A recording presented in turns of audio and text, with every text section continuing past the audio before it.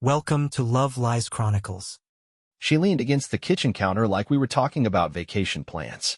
I'm giving you two choices, she said. Her arms were folded, her chin tilted up, and she had this calm, polished look on her face, like this was supposed to impress me.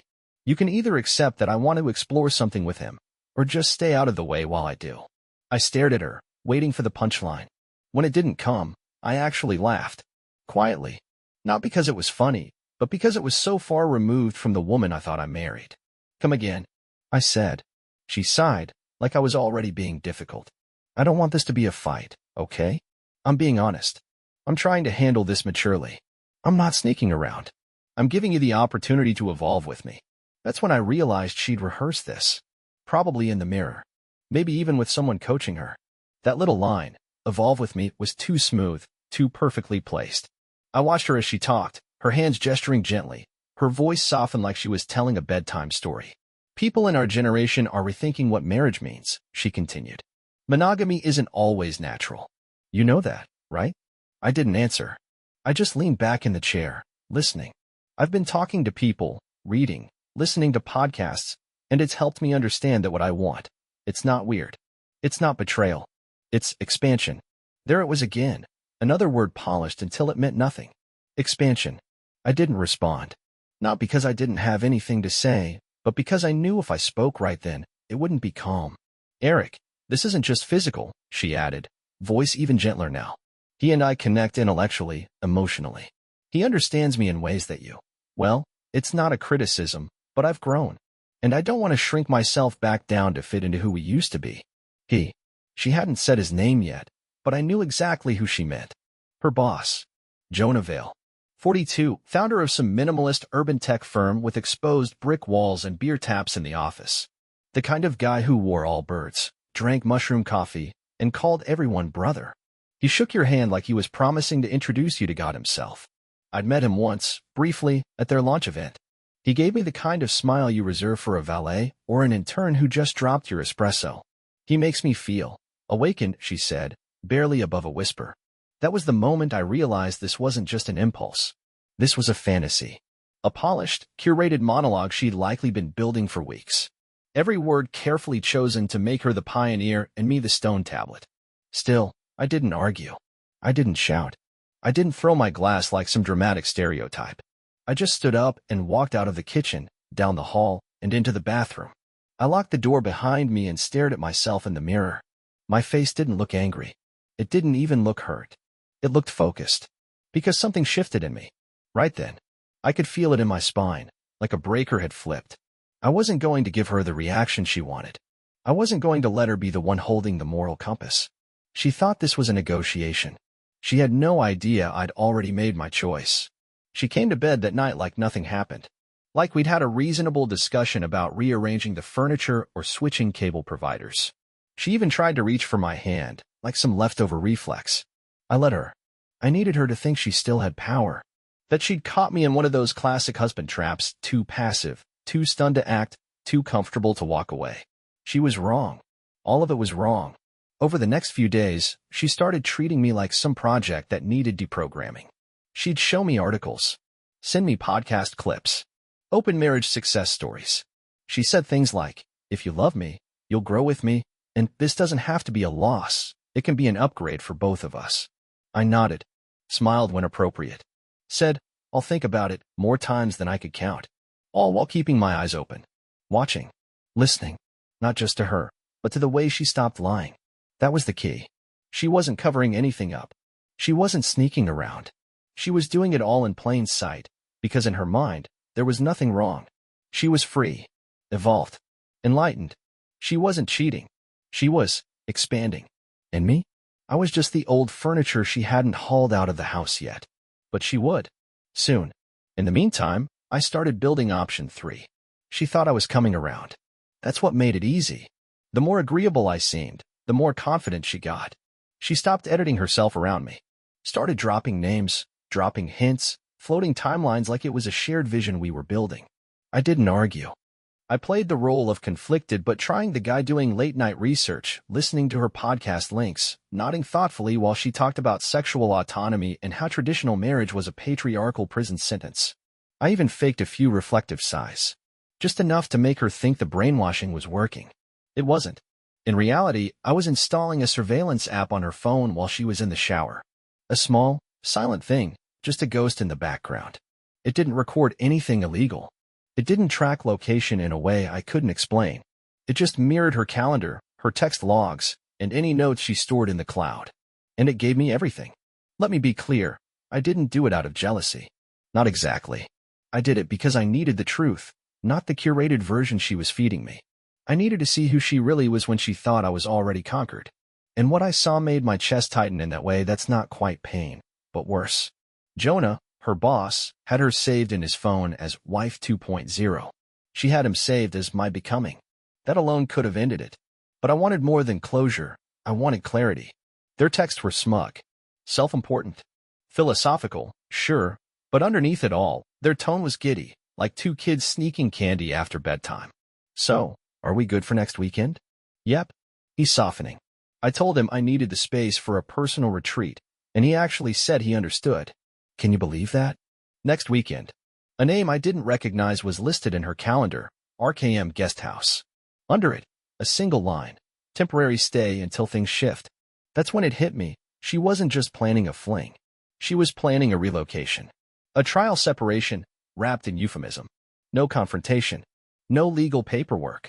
Just a slow fade into someone else's bed, and eventually, someone else's life. She was going to leave without leaving. She was going to try both lives on like outfits, see which one fit better, and come back if she didn't like the stitching. She made her move the following Thursday. We were sitting on the couch, and she casually mentioned she'd be doing a short-term off-site project with Jonah and some of the creative strategy team. It's immersive, she said. A little retreat/reboot. You know how these startups operate, everything's all hands. And sometimes, hands off. She winked when she said that last part. I pretended to laugh. Sounds cool, I said. You want help packing? She blinked, caught off guard for a second. Then smiled. Actually, yeah, that'd be great. I helped her fold clothes. Watched her pick out her casual but sexy outfits. She threw in her favorite perfume and paused like she was waiting for me to say something bitter or angry. I didn't. I smiled. You'll kill it, I said. Show them how expansion really looks. She kissed my cheek. That means a lot. I think she genuinely believed I was proud of her. That night, after she left, I opened my laptop. Everything was saved.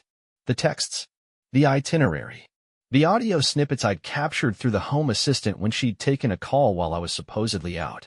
And in one of those messages, a voice I recognized, but didn't expect. Jamie, her best friend.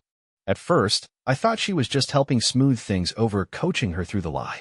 But the tone, the laughter, the details, it was clear. You sure he bought it? Jamie said. Totally, my wife replied. God, I feel like I'm on fire right now. Like I'm finally living for me. You are. You are. Jonah's obsessed, by the way. Oh, I know. You would know, right? Hey, we all expand in different directions. I sat there staring at the waveform as it played back. Her best friend was also sleeping with the same man. Jonah had his own little evolved ecosystem, where loyalty was a joke and intimacy was a team sport. This wasn't just betrayal. It was a network. I didn't lose it. I didn't rage or cry or drink or throw things. Instead, I backed everything up, organized it, categorized it. Then I wrote a short, polite message to one person who actually mattered in all this, Jonah's wife. I didn't attach files. Not yet. I just introduced myself, mentioned a few overlapping dates, and let her know I had some information she might find helpful. Then I clicked send, shut the laptop, and went to bed. I slept better that night than I had in months. Because now I had leverage. By Friday morning, her side of the closet looked cleaner. Not empty, just neater. A little more curated, like she'd picked her favorites and left the rest as an afterthought. It reminded me of the way people clean their desks when they're not sure if they're coming back to work. She left a post-it on the bathroom mirror before heading out. Gone for a few days. Don't wait up. Don't stress. I love you, just differently now. There it was again, carefully weaponized language. Not cruel, not blunt, just vague enough to shield her from accountability. Everything was always justified with her now. It wasn't infidelity, it was freedom. Not abandonment, just transition. But she didn't know I'd already stopped being her safety net. She thought she was balancing between two options. She didn't realize option 3 was already in motion. The first step wasn't legal. It wasn't even loud. It was practical. I pulled out 3 large moving boxes, labeled them clearly: closet, desk, books. I filled them carefully, not to punish, just to clarify. Nothing broken, nothing missing. Just packed. Her mail was sorted and set aside. Her favorite coffee mug washed and wrapped. Wedding photos from the hallway were removed and laid gently in a folder. I changed nothing dramatic. Just enough so that when she came back, she'd feel it. That low-level tremor in the chest when you know a chapter is closed, but you're the last one to notice. Then I scheduled a meeting with a realtor. Quietly. Just to evaluate options. It wasn't a threat. I wasn't kicking her out. I was just making sure the foundation she assumed was stable had already shifted. Meanwhile, Jonah's wife responded. Her reply was short. Calm. Way too calm. Thank you for this. You're not the first. You won't be the last. But you might be the last to stay silent. We had a 15-minute call later that night. No tears. No emotional outbursts. Just 2 strangers comparing notes and dates like we were reviewing spreadsheets. She'd been documenting his affairs for years, never had concrete names. I gave her 1. Actually, 2. And a 3rd, if you count Jamie. She asked me one question near the end. You still want to save it? I thought about it for a long moment before I answered. No. I want her to see the fire she lit from the outside. She didn't respond. Just said she had what she needed and hung up. Back at home, I stayed quiet. Didn't talk to friends. Didn't post cryptic updates or fish for advice. Instead, I watched the hours pass. Monitored her phone logs. She texted me once, said she hoped I was reflecting and letting go of the old model. What she didn't know is that I'd let go of her days ago. She wasn't returning to the man she left. She'd be coming home to a stranger. And her little arrangement with Jonah? It wasn't just a fantasy anymore. It was a footprint. A trail. A receded roadmap of lies and betrayal. The best part? She didn't see it coming. Not because I was sneaky, but because she didn't believe I could be. She thought she'd taken my spine when she took my trust. What she really took was my silence. And silence is a funny thing. It can feel like surrender. But in the right hands, it's just calm before precision. The night before she was supposed to come back, I poured myself a drink and stood by the window, watching the neighborhood wind down. I didn't feel angry, or broken, or jealous. I felt clear. For the first time in months, I understood exactly what I needed to do, and more importantly, what I no longer had to tolerate. The charade was over. All I had to do now was let her walk back into the mess she made, thinking she still owned the place. Let her see the photos were gone. Let her see the boxes stacked neatly in the hallway. Let her see my posture had changed. My eyes. My tone. Let her see that the rules were different now. Let her try to negotiate when option 3 was already signed, sealed, and waiting at the front door. She walked in like she still lived here. Rolling suitcase behind her, oversized cardigan draped over her shoulders, hair swept back like she'd just stepped out of some breezy Airbnb retreat. She even brought that artificial stillness with her, the kind you wear after cheating on someone but telling yourself it was for the greater good. I heard the door open from upstairs. Didn't rush down. I wanted her to absorb the house before she saw me. The missing photos. The boxed-up memories. The sudden emptiness of shared space. She noticed. Babe, she called out. The tone, still so casual, like we were married in a different language now. Like we just needed a day or 2 to recalibrate. When I stepped into the room, she gave me a half-smile. It didn't reach her eyes. Probably couldn't. I'm home, she said. I looked at her for a long second before replying. No. You're visiting. She blinked. What? I nodded toward the boxes. You'll find everything labeled. If anything's missing, let me know. I kept the expensive heels and second chance journals separate, just in case you wanted to expand somewhere else. That's when her face changed. Not anger. Not guilt. Confusion. You're serious? She asked. Very. You said you were processing. I was. I cut in. And now I'm done. She crossed her arms like she had in the kitchen that day. Tried to reset the power dynamic with posture. But it didn't work anymore. Eric, she said, stepping forward, lowering her voice like she was defusing a child. I thought we were working through this. I thought you understood what I needed. I stepped back. You don't get to reframe this as a shared journey, I said. You left to sleep with your boss and told me it was evolution. You lied about where you were going, who you were going with, and how long it would be. That's not growth. That's a cover charge for betrayal. Her jaw tightened. I didn't lie. You called it a project, a retreat, a team-building immersion. I watched you pack lingerie and perfume for your creative strategy team. Come on. She faltered. Okay, so maybe I wasn't honest about everything. But I didn't cheat. You said you were open to it. I never said I was open, I snapped. I was quiet. That's not the same thing. Her voice rose. You could have told me you were uncomfortable. I didn't need to, I said. You already knew. You just didn't care. That hit harder than I expected. She looked away, blinking faster now, chest rising and falling like she was trying to steady herself. I didn't want to hurt you, she said softly. But you did. Repeatedly. And not just with him. She froze. That was my cue. You really think you were the only one expanding? I asked. You think I wouldn't notice the calls to Jamie? The way she started coaching you through the plan? How the two of you sounded like you were prepping for a TED Talk on betrayal. Her eyes widened. You listened to? Everything. Every smug word. Including the part where Jonah told you he liked that I was so domesticated, I'd never fight back. She turned pale. I saw the guilt finally arrive, too late, too small. And you know what the funniest part is? I added. You weren't even exclusive in your cheating. You were just one of his little spiritual partners. Guess who else was warming his bed? She didn't answer. Jamie, I said. That broke her. She took a step back. No, she wouldn't, she told me. She told you what she needed to, so you'd keep being useful. She played you just like you did. You thought you were building something enlightened, but all you really built was a playlist of justifications for people who never loved you. She sat down. Couldn't even hold herself up anymore. Her hands were shaking now. Eric, don't, I said. You don't get to explain. You made your choices. Now you get your boxes and your silence. She wiped at her eyes. Please, can we talk about this tomorrow? Just not like this. Please. I think Jonah's wife already started the conversation for us, I said. Her head shot up. What? She knows, I said flatly. Everything. You're not the first. But you might be the last to surprise her. Her lip trembled. You told her. I didn't tell her, I said. I showed her. For the first time, she didn't have a reply. Just open silence and 1,000-yard stare. I let it sit. Then I turned, walked to the door, and opened it wide. You wanted choices, I said. This one's yours. I didn't hear from her for a week. No calls. No texts. Just silence. I didn't chase her. I didn't need to. She'd packed her things that night. Took what she could carry, left the rest. I kept it all boxed in the guest room, labeled and untouched. The house felt better without her in it. Quieter, yes, but not lonely. Just honest. That was a new feeling.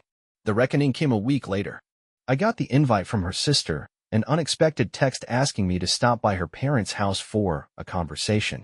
The tone was pleasant, civil, but I knew what it really meant. They were circling the wagons. I almost declined. Almost. But something in me said it needed to happen. Not for them. For me. Her parents lived 20 minutes away, in one of those curated cul-de-sacs with identical mailboxes and an HOA that cared more about lawn symmetry than human decency. When I arrived, the whole crew was there, her mom, her dad, her sister, and of course, her. She looked smaller somehow. Diminished. Not broken.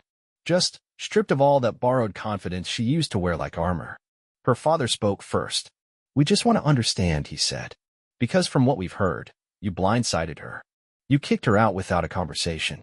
Her mother nodded. Marriage is work. Not a contract you shred the second things get difficult. And then her sister added, voice dripping with that too polite condescension, you were always kind of traditional, Eric. But maybe if you listened more, supported her evolution, things wouldn't have escalated. I didn't react right away. I just sat there, listening to them rewrite history in real time. Then I pulled out my phone. I didn't play the recordings. I didn't show them screenshots or videos. I didn't need to. Instead, I opened a folder of photos. Dozens of images I'd quietly taken over the past few months. One of her standing at the front door, suitcase in hand, grinning while texting Jonah. One of her calendar with RKM Guesthouse underlined and color-coded. One of the post-it notes she'd left behind. I love you, just differently now. Then I opened my notes app and read aloud a message she sent to Jamie. He's either too weak to stop me or too loyal to walk. Either way, this is freedom. I set the phone down. I didn't blindside her, I said. She spent weeks planning how to disappear while keeping the benefits of staying. She didn't ask for understanding, she asked for permission to humiliate me with style. Her father cleared his throat. People make mistakes. She didn't trip and fall into another man's bed, I interrupted. She drafted an itinerary, booked lodging, bought lingerie, recruited her best friend, spent days texting about how exciting it felt to reinvent betrayal as self-care. I leaned forward slightly. And she only regrets it now because the man she gambled everything on was also sleeping with the friend she trusted most. Her castle was built on quicksand, and I refused to drown just so she could pretend it was a hot tub. The room went quiet. Her mother folded her arms. So you're done, then? I looked at my wife. She didn't speak, didn't plead. She just stared at the floor, tears gathering but never falling. Yes, I said. I'm done with being the villain in a story I didn't write. I'm done carrying the weight while everyone else experiments with who they want to be. I stood up. You wanted to understand. Now you do. Then I turned to leave. As I reached the door, her sister called after me, voice lower now. Eric, you really loved her, didn't you? I paused, hand on the doorknob. I did, I said. But she made me choose between sharing her or watching her sleep with someone else. I turned back, just long enough to finish. So I picked option 3. I told her to start packing before I rearranged his smug little empire. And with that, I walked out. Not just from the room, from the whole damn story. Dear listeners, please share your thoughts in the comments, and do not forget to like, share, and subscribe to the channel.